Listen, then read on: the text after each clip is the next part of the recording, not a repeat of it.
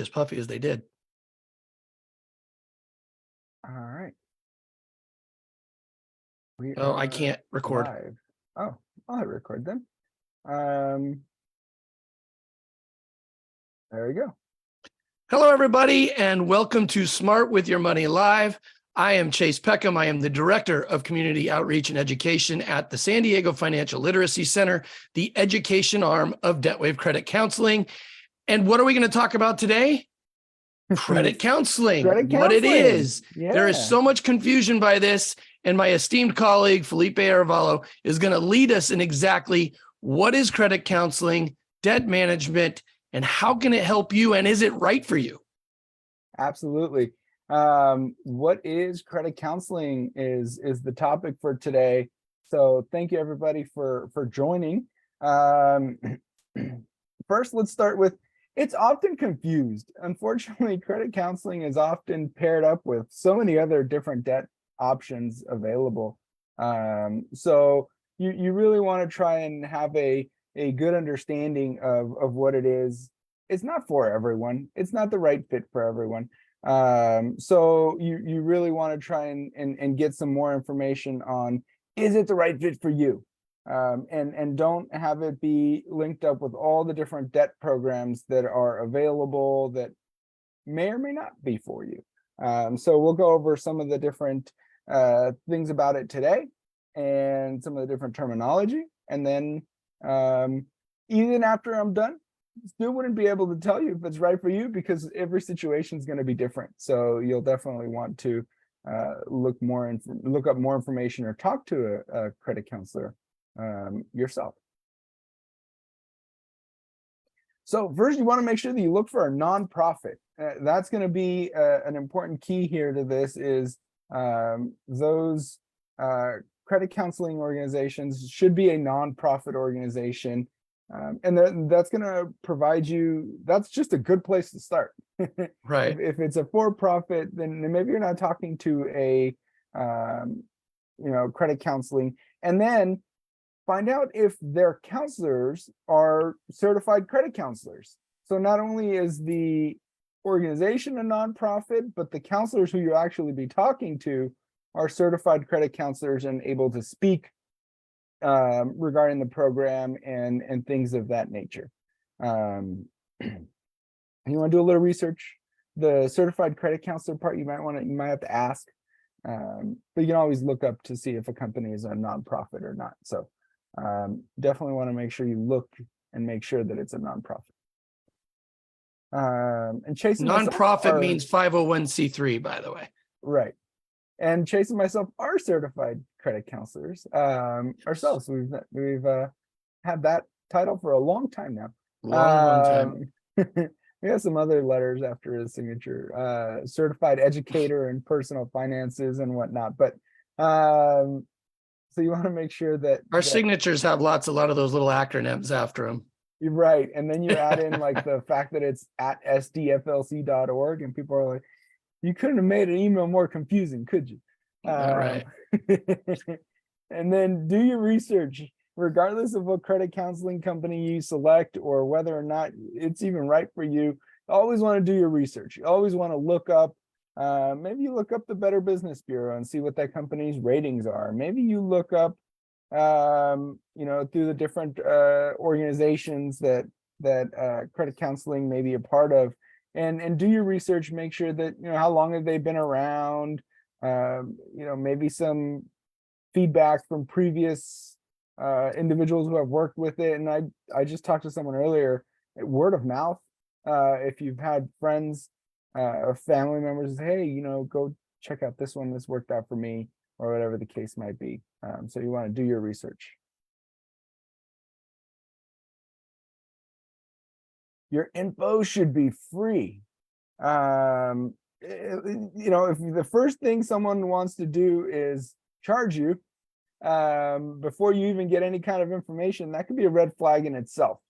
You should be able to get a financial analysis, be able to talk to people, get all your questions answered and all that before any kind of fee would be ever charged to you. If the first thing someone's trying to do is charge you a fee, before they've even gone over a budget or analysis or anything like that, maybe you're probably not talking to a nonprofit credit counseling company. Right. Typically you'll get that free counseling session and just get that information for your specific individual situation for free. If you're not, maybe look elsewhere. You should be able to get a lot of the free and a lot of the education for free. This next one is key. When is it time to call a credit counseling company? And the answer is before you're all wet. Yeah. If you're all soaked up like Bear Grylls here, it was actually a cool show on Netflix. You want to call earlier rather than later. The earlier you call, the more options you're going to have. The earlier you call, it may be easier to get out of debt. You might have an easier debt payoff journey if you call early rather than late. It seems like it's almost the case for everything else. Personal finances and otherwise, it's better to be proactive most of the time and get ahead of things. If you're waiting and being reactive, you may have less options as far as, or less good options to handle your debt. And, so if you think, credit card debt's starting to creep up, those payments are becoming an issue, you're starting to see that your balances aren't going down, you're kind of spinning your wheels, it might be time to call then. And it may not be time to do a debt management plan or something like that, but that's not all credit counseling is. You might be able to, maybe just having someone look at your budget is enough to kind of turn it around and right the ship and get moving in the right direction. So the right time to call is going to be sooner rather than later. You don't want to wait and give yourself less options and put yourself in a more difficult situation because you waited. So what is you call up the credit counseling company and what's going to happen? What are you going to get? Well, you should get a full financial analysis with the credit counselor. Be able to talk to someone, and I'll go over the different components to a financial analysis that you might be able to get. But it's that one-on-one touch, that one-on-one. I have a question, I can get my question answered. That full financial, because the thing I like to remind people is personal finances. The key word there is personal. Right. It's not one size fits all. That's why you can't get all your financial advice from TikTok dance videos, because you can't just blanket out there, throw out advice, and it's going to fit everyone. Each person's situation is going to be different. So you really want to be able to sit with someone over the phone or whatever the case may be and get those questions answered. Learn specifically to you and your situation. What are some of the ins and outs? What does it look like? What are my numbers?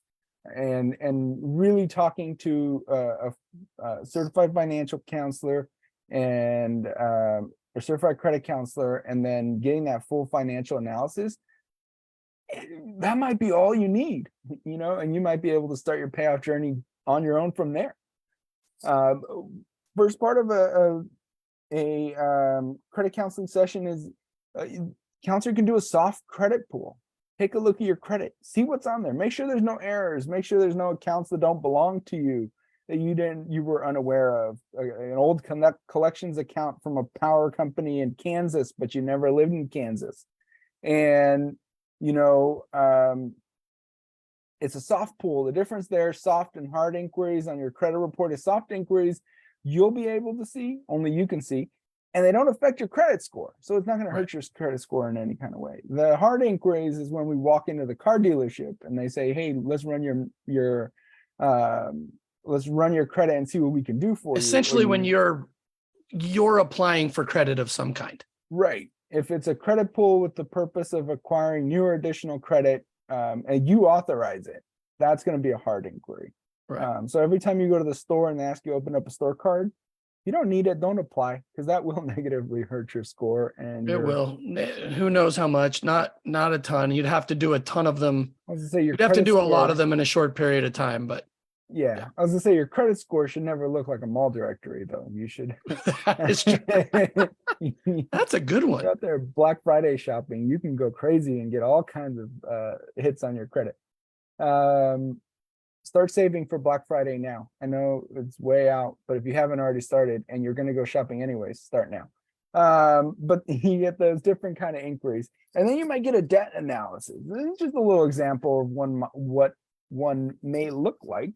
The different creditors, and you get the big creditors and you get the little creditors and you get everything in between the balances. This particular individual 20, and this is a sample one, might have 28,000. Their APR average is 23.25. So those are high.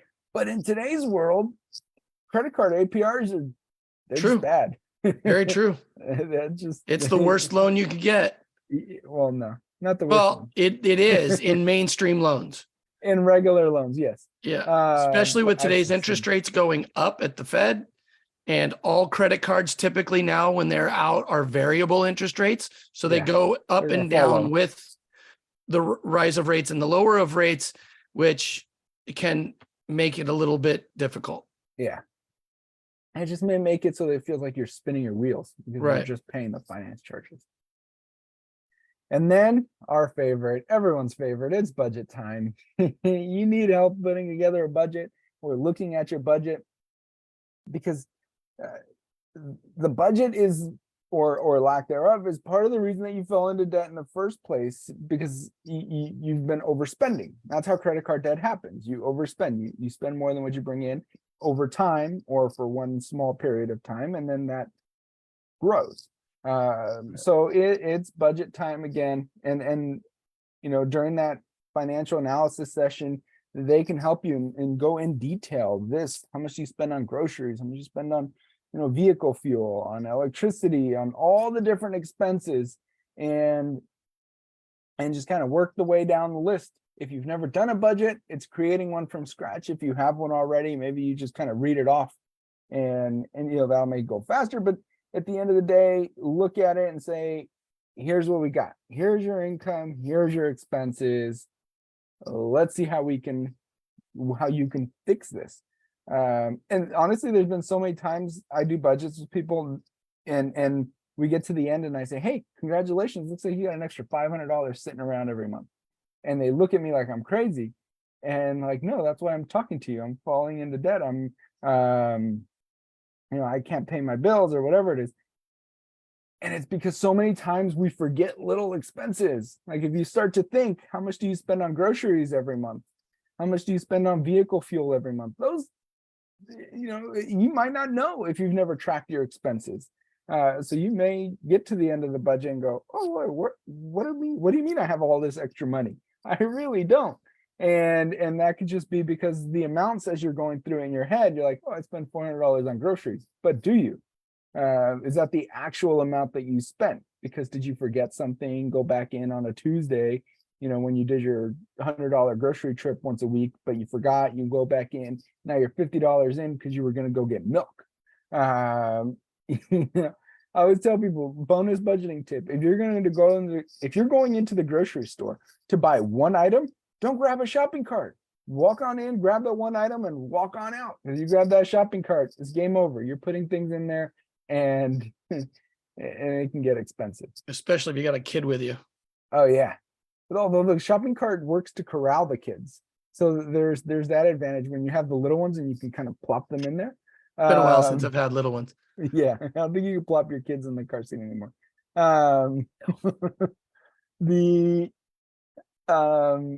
So then you want to be careful. My oldest still wants to ride Barrington wants to ride in it. It's like, buddy, you're 9, you don't fit in there. Well, I'll put you in the back, and that's like an extra budgeting because you took up half the shopping cart. Net worth, they can help you calculate your net worth, and you might go, well, how does this help with my credit card debt payoff?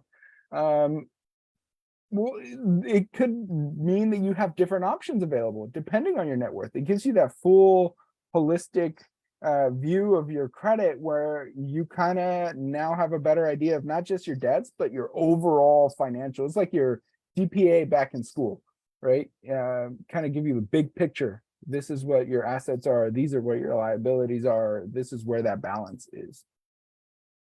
And for those that don't know what assets and liabilities or have heard the terms but aren't exactly sure what they are, assets or what you have that can bring you back money, things that you own, and liabilities are your payments, things that you are paying for on a daily, monthly, weekly, whatever basis it might be. And sometimes you can have assets that are also liabilities. So it can be, this is really a great place to go to get a good picture of it. Yeah, like a car. Right. The loan itself might be a liability. The car's value could be the asset, and then Home, balance same the thing. home. Right. Yeah. So you should be given options at your, and not all the options will be right for everyone. So you might not get all the options because one of them may or may not be eligible for you, or one of them might not be a good fit. But here are some of the options. Maybe handle your debt on your own. You can declare bankruptcy. You can enroll in a debt settlement program. You can liquidate assets. You can enroll in a debt management plan. You can get a side hustle. There's different options. So like increase your income. And you should be given these options, or the ones that apply to you. You're coming in with $1,000 worth of credit card debt. Declaring bankruptcy is not really a viable option for you in that case. So it's going to cost you more to file than to pay off the credit card. Right. So they're not all going to be available for everyone, but you do want to make sure that you're given options. And you want to understand that nonprofit is giving you the options. They don't service all those options. They don't do them, right? Right. So they have a program, but again, as he mentioned at the very beginning, is not everyone is a fit for every situation. Yeah. And it's not going to benefit everyone the same. Right. So like a debt management plan would be what you would get through the credit counseling agency, the nonprofit credit counseling agency. And what the benefit to a debt management plan is lower interest rates. And you'll see with the lower interest rates and a fixed payment, you save money and you save time, which some would say is the same thing. Time is money. Time is money. You save, you could potentially, and this is just for this specific example, it's not going to be the same for everyone. Not everyone's going to save that much time and that much money. Some may save more, some may save less. But it depends on what your interest rates were, what your projected interest rates might be on a debt management plan, and then doing that math and seeing if you fix payments at this amount, you get out of debt in 3 to 5 years is usually what happens on a debt management plan at the lower rates. And a fixed rate by that. And it's a fixed rate. Yeah. Right. And so you really want to take that into account. You do have to close the accounts, which can have its own effects. Obviously, there's the closing of the account might not be ideal, but if you're at the credit limit, how much available credit did you have to begin with? You may not have any left, or you may be getting close to none of it left. So, and that doesn't mean you have to close every credit card that you have. You can keep one open at least for emergencies, whatever it has you. Yeah. So it's not like you have one credit card equals all. You don't have to put them all on there, but at least one you can keep open typically. Yeah. So you have the potential for big savings. So who's going to benefit the most from a DMP or debt management plan? And it's going to be someone who has high interest credit cards with a lender who participates. It's all optional, so the lender doesn't have to sign you up for a debt management plan. Some lenders don't. Some lenders will offer different rates than others. So it really depends on the individual situation and who your credit card company are, what are your interest rates currently, and can you continue to make the payments? Because you do have to continue making the payments. Is it a loan? No, it's not a loan. You don't get a loan and then you go pay off everything and you pay off your one loan. That's not how it works. Your debts stay with your lenders. You continue to get statements. In fact, a good credit card counseling company will tell you to keep monitoring your statements. Make sure everything's posting. Make sure the payments are posting. Make sure the interest rate stays where it should. You know, you still get your statements, whether it's virtual or a little piece of paper in the mail. So it's not a loan. It's not money that you borrow and then have to repay. Your debts stay wherever they are, and you just make payments through the debt management company, and then it's distributed monthly to your lenders. Do you pay it all back? Yes, on a debt management plan, you pay back the full amount. The benefit is the lower rate. So you pay it back, but you don't pay as much as you would on your own because you have lower interest rates. Which will typically keep your credit in good standing. It'll revitalize your credit by the time you're done. Right. Because you're making payments, your balances are going down, you're getting out of debt. It's all very healthy, holistic, smart way to go about it if it fits you in your situation.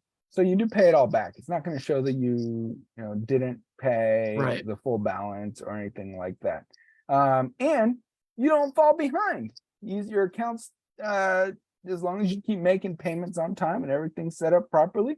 Lenders will continue to receive the payment required on a monthly basis so that it keeps you current and you get that positive payment history, which is the biggest part of a FICO score. And you're paying down your debt faster. So that's going to help with your, debt to credit ratio and things like that as well. So you will get that benefit of it as well. And the great thing is you don't fall behind. You don't get calls from your creditors asking for payments. You don't get sent to collections. You don't do all that. You just continue to make your payments, continue to monitor your statements and make sure that everything's posting properly. And then it gets put on cruise control, for lack of a better phrase. And then eventually you start knocking out cards, you start rolling over payments, and then you start to, really get the ball rolling and start paying off some of this debt. Absolutely. This is just the beginning of it. There's obviously more to learn, and each situation is going to be different. I have more here. You can continue learning. We have some great blog posts, 9 credit counseling questions to ask a credit counselor, the benefits of a financial analysis with a credit counselor. Both those blogs can be found, and many more, on the DebtWave website, as well as a phone number. You can give a call and talk to a credit counselor today. I should have put it on here, but feel free to give. You love your QR codes. I do love the QR codes. It makes it so easy. Except my new phone doesn't seem. There's a setting I have to change that doesn't read them automatically. The phone got smarter, but apparently not with everything. But yeah, because you didn't go iPhone. That should be a swim live in its own. Yeah. But yeah, we have the different things. I do have a question. Is credit counseling for credit card? Is credit counseling only for credit card debt?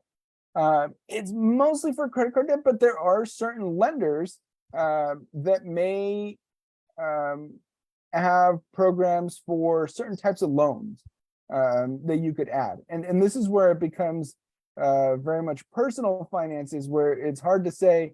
I can tell you the big banks are going to be, offering some kind of debt management or credit counseling. But really, the actual credit counseling could be for anyone. The debt management plan may not be a fit for everyone, but the credit counseling is for everyone. You can give a call, talk to a counselor. Maybe you just are looking ahead and seeing, man, those student loans are going to be due at some point, and I don't know what I'm going to do when that starts up. Or you have some old collections accounts that you're trying to take care of, and you don't know how to get started. All that could be a good choice to talk to a credit counselor and get more info, and get more options. Whether it's student loans or collections accounts or personal loans or credit cards, you really want to talk to that credit counselor and get more information on all the different things that are available. Again, Some programs may or may not be available depending on your type of debt, but the credit counselor will be able to tell you and provide you and still do that budget and still go ahead and kind of provide you that roadmap and that plan so you can continue to move your finances forward in whichever way you choose.